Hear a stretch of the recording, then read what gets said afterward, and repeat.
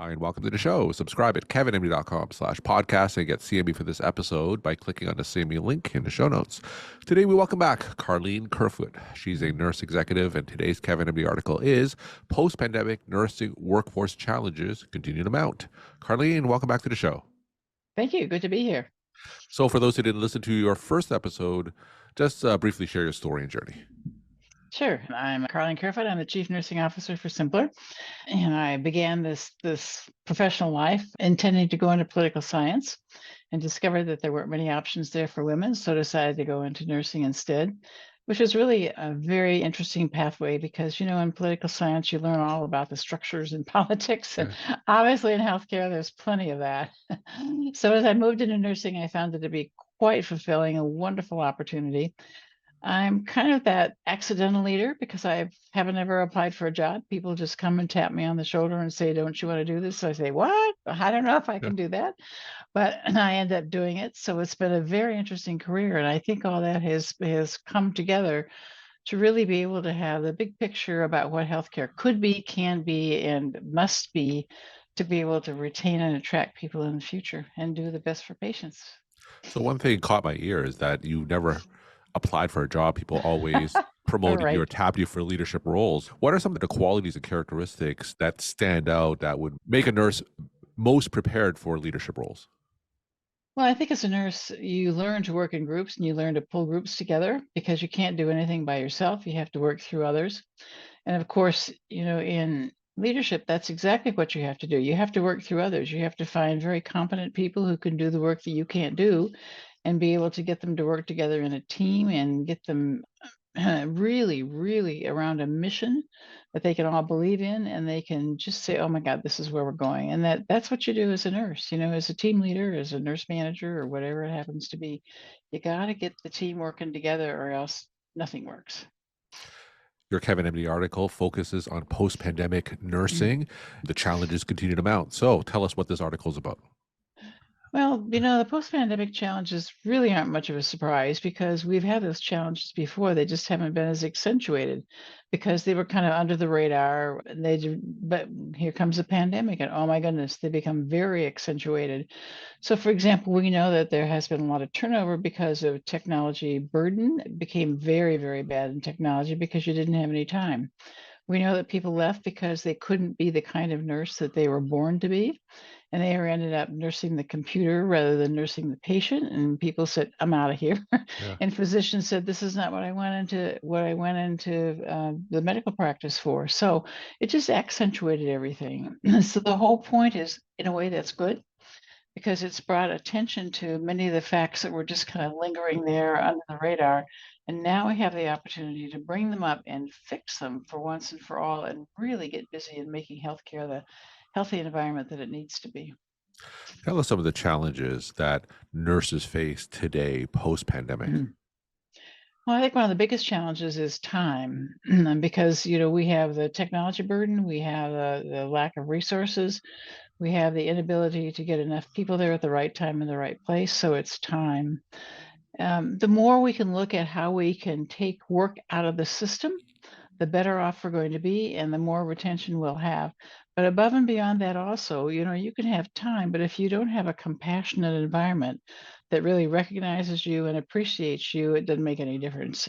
So, in addition to having the structure, the infrastructure to get things done, we also have to have a compassionate environment that really recognizes people, appreciates people, and that people can then be appreciated and then appreciate the patients. It's the old trickle down thing. If you're not appreciated, you don't appreciate your patients. It's as simple as that. You wrote an article about a McKinsey and Company's report that highlights nurses spend only 7 hours of a 12-hour shift on direct patient care. Mhm. So, for those other 5 hours, talk about some of the administrative burdens that they have to deal with. Yeah, isn't that silly? People go into nursing to be able to take care of patients. People go into medicine to be able to take care of patients, and then we keep them away from that. So we sometimes joke about the fact that it's not funny, but we joke about it that you go into nursing and then you nurse the computer, and you really don't nurse the patient. So if you look at the time it takes to nurse the computer and get all the data in, and the other question is how much of that data is ever used? Is there a way of streamlining that data so the documentation process is much less? And then also, how can we do things like, for example, with technology, dictation and so on like that, so you don't have to take the time to do that? And then there's all kinds of disparate systems. You can't just go in there and be able to, get a patient from this unit to that unit. You got to go into a different system. And the sad thing is when nurse managers are doing their work, much of the time that it takes them to do their work is negotiating all these disparate systems. For example, there's a staffing scheduling system, there's a quality system, there's a financial system, and it all doesn't go together. You got to go from one to another and then be able Yeah. to access the data, sometimes download it, sometimes work with it. That takes a lot of time, and it shouldn't be that way. We don't have to do it that way. If you can have a self-driving car like the Teslas and so on like that, why can't you have a self-driving staffing scheduling system? Why can't you have all this connected? So three-fourths of the work can be done automatically, and then the human person can come in and use the human intelligence to make things better. It's possible. We just got to think that way. Now, are we seeing specific examples where patient care is compromised because of these overwhelming administrative burdens? Oh, absolutely. If you're nursing the computer and the patient is on the other side of the computer and is not doing well, you don't even see the patient because you're seeing the screen. I wrote an article, I think a year or so ago, about leadership from the other side of the screen. And what we often do is we look to see what's on the screen and we take that as fact. But if you have to get away from that screen, go talk to people, go watch people, be able to get out there on the front line to really understand what's going on, because that's where the real truth is. Now, you mentioned one of the reasons we got to this place was that there are just so many disparate systems that nurses and other healthcare professionals have to log into. How did this come to be? Why did it get like this? Well, if you look at it, nurses are nowhere to be found lots of times when you do the acquisition. And so oftentimes it's HR, the IT people or whatever, but the users on the front line aren't there. And so the user can't say, "Wait, this is not our workflow. This is not the way we do it. Wait, that's one more system to go through. Wait, that's going to take a whole lot more people to run this system, but of course you don't get more people." Yeah. So in order to be able to do effective acquisition, you got to have a team of users who can look at it and say, this is the greatest thing since sliced bread, or oh my God, no, that's going to take two more people. So it's the old thing about you can't operate in silos. And when you Yeah. operate in silos, then the outcomes are really bad. If you can operate in invested teams and heterogeneous teams that everybody has a piece of the action, then you can get much better outcomes, much better. So tell us some solutions. What do you propose to fix this problem? Well, I think the solution is, first of all, let's start at the top. If you look at the leaders, there's some leaders who are very credentialed in terms of technology and this kind of stuff. There are some that aren't. I look at some of the chief nursing informatics officers who have become CNOs, and oh my goodness, they are amazing. Or you look at some of the physicians who have taken CIO positions. Oh my goodness, it just makes such a difference. So we've got to get people at the top who have a lot of cross-divisional skills, and if they don't have those skills, then they've got to hire paired partners to work with them as another head that can work together. And then all that trickles down to make sure that we've got people out there on the front lines who can talk the talk and do this kind of stuff. If you don't have the skill set, then you can't sit at the table to talk about acquisitions because people aren't going to listen to you. So we've got to have people better prepared to understand what it's like to have a connected enterprise and be able to speak up and say, this doesn't fit with this. This is just going to take more time and effort and so on like that. So it's all about getting rid of those silos and getting people to work together in coordinated teams, heterogeneous teams that listen to each other and respect each other just as much as they do their own people. So, do you have a success story of that solution in action where Mhm. before you would just have a lot of disparate systems and administrative burden and nurse burnout and implemented some of your ideas and really moved the needle? Yeah, well, two thoughts. Number one, we have a great cadre of chief nursing informatics officers now. Sometimes they are aligned over to IT, and the clinical people never see them. If we can get those people integrated in the shared governance structures and the nursing structures and the patient care structures, so they're there every day, talking their talk and listening, that works. And there are people who are doing that now, who are pulling them in, and you really can't tell who they report to. Do they report to nursing or IT or whatever? Yeah. But they are there on the front line working and spreading information and so on like that.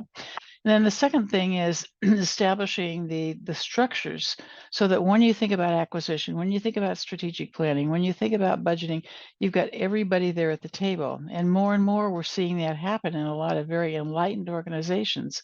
It used to be you did your budget and then it went to the top and it went somewhere. But now what we're doing is being able to develop the budget together.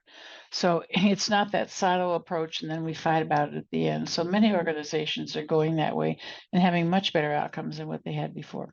It's all about eliminating the silos and getting people to work together as partners. How hard is that for ingrained, entrenched medical institutions? It's kind of hard because, we haven't been doing that. And oftentimes it's like, well, you're intruding on my territory or no, Yeah. but we can do it. And especially if people get to know each other much better, they say, oh, wow, this is really helpful, really helpful. So it's a matter of time and exposure and talking and so on like that. If you don't have the opportunity to be together and talk and expose, it's never going to happen. So I asked you earlier for a success story. Well, give me the opposite of the spectrum. Tell me a story of failure where a medical institution or hospital didn't implement that. Did it lead to continual nurse turnover? And talk about a scenario like that. Oh, absolutely. One of the reasons that physicians and nurses and everybody else leaves is they're not listened to. Yeah. And they feel like, they have all this information, all this ability to help in their head and they're not listened to. So they say, I'm out of here. I'm going to go start my own business and I'm going to do this. And then the people left behind say, my gosh, they started their own business. I didn't know they could do that. Well, yes, they can. Yeah. So and if you're not listened to and you're not respected, then there's no reason to stay because you want to go somewhere where you can actually make a difference. And then, of course, much of the patient safety problems are because of lack of communication, lack of partnership. So the nurse does one thing, but can't get a hold of the physician because we've got disparate systems and paging systems and so on. And 2 hours later, it's too late. And then also, if we don't have a way of really talking to each other so each other hears, then that becomes a problem. So a lot of patient safety issues are because of the disparate systems that we have. That one group, the respiratory therapists, don't know what the nursing group is doing, don't know what the physician group is doing. So they go out and do their own thing and it doesn't work. And of course, the patients are caught right in the middle of that. The patients feel that, they know that. They say, don't you people ever talk to each Yeah. other? And the answer is no, in some cases. Realistically, how difficult is it to completely overhaul all these disparate technical systems and replace it with a more unified approach? Well, it's not that hard. Number one, if you've got the mission that first of all you want to be able to really get into patient safety and financial issues and all the chaos, because the number two or three reason that physicians and nurses leave is because of the technical burden. If you say we have to change that then we can do it. So the first thing is just making the commitment. The second thing is really pushing and pushing the vendors, the technical operations to say, we got to make this more simple. Got to make it more simple. And the third thing is don't ever buy anything unless it's been vetted by the users. And the users say, yeah, this is great. It works. Because oftentimes, people come to you and say, this is great. And you go, okay, fine, here we go. That's great. But the other, probably most important thing is involve the clinicians when you're developing things, involve the clinicians when you're upgrading the technology. Involve them because they are your best source of truth and they're the content experts. They can help you look really good and make things happen really fast. If you don't involve them, then you'll hear nurses or physicians say, this was not built by a clinician. This was built by an engineer. Doesn't work that way. We don't think that way. This is just causing all kinds of problems. How often are nurses involved in that decision-making process when it comes to selecting health IT solutions? Not enough because unfortunately in healthcare we have this thing about if you're not doing something with your hands at the bedside, then you're not productive. So if we say, okay, nurse, or a bunch of nurses, for every week, we're going to pull you out of patient care for 4 hours and we're going to have you sit down with these engineers and talk to them about what's going on. Then people will say, oh, they're not being productive. You have to have direct patient care time to be productive. Well, that's not true. The whole point is we want to be able to use their minds productively in addition to their hands. But if you're only using their hands and they're only doing patient care, you're not really tapping into all that stuff that they have learned. So the good news is, in some of the shared governance structures and in some of the structures where you have interdisciplinary people, you take time for that and you say, talk to us. We need to know. Give us some feedback. Let us know what's going on. And then you can really get things moving fast. We're talking to Karlene Kerfoot. She's a nurse executive, and today's Kevin MD article is Post Pandemic Nursing Workforce Challenges Continue to Mount. Karlene, let's end with some of your take home messages to the Kevin MD audience. Well, I think some of the take-home measures lead. Just get out there and lead. The clinical people need to be able to step up, get prepared, and say, we want to be a part of that for sure, for sure, for sure. The second thing is push for integrated structures. Make sure that everything you do with every bone in your body is really pushing for integrated structures. And third, a sense of urgency. The more we procrastinate, the less we get this done, then the more patient safety issues we're going to have. Well, the more doctors and nurses are going to leave, and the more patients are going to say, healthcare is crazy. We've got to have that sense of urgency. And finally, we have to have a mission that it's the moments that matter. Physicians go into being a physician so they can have those magical moments with patients that, just rev you up and man, you can do anything. Those are the ones we have to make more and more frequent. And we can do that by streamlining things, by dealing with the technology burden, and also setting up the compassionate cultures that really recognize people for how good they are and do a lot of gratitude for the fact that they can be doing a lot of other things, but here they are taking care of patients. Simple, right? Karlene, thanks again for coming back on the show and sharing your time and insight. Thank you.